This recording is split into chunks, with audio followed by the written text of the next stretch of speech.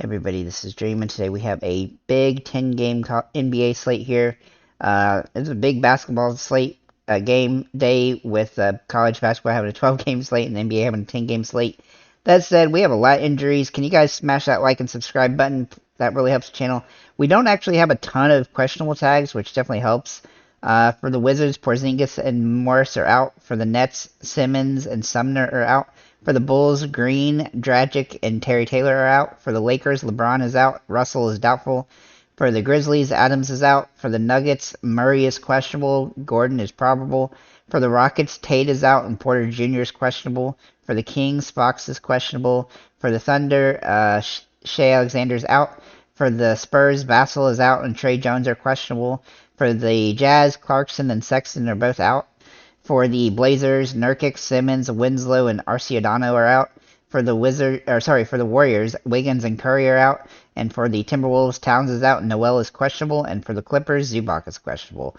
Not as many questionable tags as we have guys out, but we have a ton of dudes out. This slate is full of value up and down. It's actually going to be harder to figure out who you want to use in the expensive plays. Honestly, some of the typically better plays and good positions are out today. So that is kind of irritating. And Doncic is a little bit overpriced considering the fact that he has not played quite as well with Kyrie Irving, at least to start. So we'll have to wait and see how those guys progress. But overall, and then of course we have some other guys that are kind of in tougher defensive situations. So with that said, let's get into the slate though. I'm going to start with Anthony Davis for the Lakers. Now he is probable actually today, which he should be playing. He's played for the most part throughout the season, so I expect him to continue to play. He has been pretty streaky, but his price is actually pretty safe today, and with LeBron out, he should get more usage as a result. He does need to get some blocks and rebounds and stuff, obviously, to pay off here and score a lot of points. But he definitely has the potential with LeBron out, and he'll have to do most of the heavy lifting for them, especially with Russell also being out. So the only other risk here is this could be a blowout from Memphis, and if that's the case, that would definitely hurt his potential. He's pretty high risk. As for Damian Lillard, he's also pretty high risk today. But he does have some rewarding, and he's played well against Golden State earlier this year with 66 fantasy points. And quite frankly, he's got a lot of upside just because he's going to be shooting a lot of shots. They got some guys out still, and he should have full opportunity to have another big game, though probably not as big as the game he had against Houston. But he's still going to have some nice upside here, and so I definitely look for him to be a good option on the slate. Overall, I think he has some good upside. I'm also going to say Nikola Jokic has giant upside. He's had some really massive games lately. He's also in a nice plus position here against Houston, so he's also somebody to consider as a top-tier play. So you could really probably find a way to actually kind of do this if you really wanted to. I definitely don't think it's a great option, but it's still a decent, or even just going like two of them. You could definitely do that today. With that said, let's get into the other players I like here. We're going to start with Kyle Kuzma. At Washington, he has a very good upside whenever Porzingis is out, and so he has some nice upside here. He has big-time fantasy point potential every game, no matter what. But with his price coming down a little bit and Porzingis out, he's gonna get 35 to 40 minutes and a pretty high-scoring game. So I look for him to be a great option. Bradley Beal has priced down enough now that he is viable on the slate, and he's finally starting to play a little bit more consistently. He's had a rough season, kind of, but he had some ups and downs with injuries and stuff like that. But he's finally starting to play pretty well, and his price is maintained at under 8,000. And while it's under that, he's definitely somebody to consider because he has nice upside in that situation. Then we're going to look at Walker Kessler. With the guards out for Utah, some other guys are going to have to take on some more usage.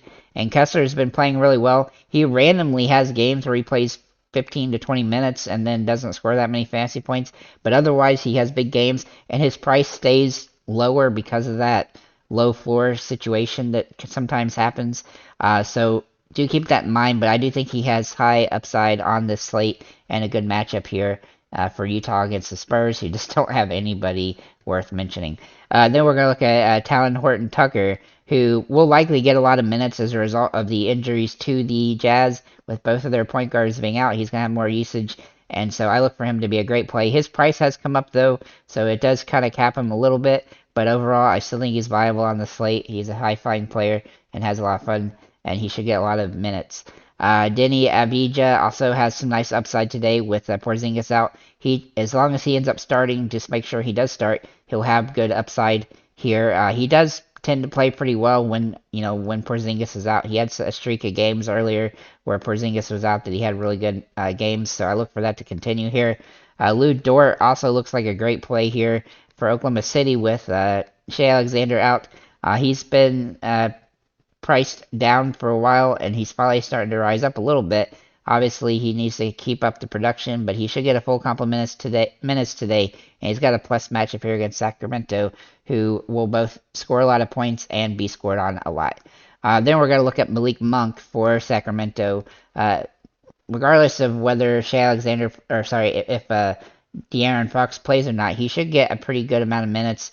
Probably a little bit more than 20 than he did last game, but he was pretty effective there. He actually got into foul trouble a little bit, which hurt his minutes some. He has been somewhat streaky with the minutes, but he has been playing pretty consistent, and his price has come back down slightly, so that as long as he's under $5,000, he's usually somebody worth a look, and he also in a high-octane game against a team that doesn't play much defense.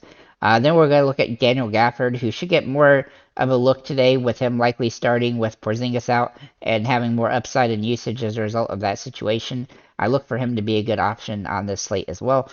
Then we're going to look at Malik Beasley for the Lakers with Russell likely to miss. He's going to get more opportunity in this game. He's been playing pretty well as of late, and his price is still too cheap for his potential here. I think he's a great option.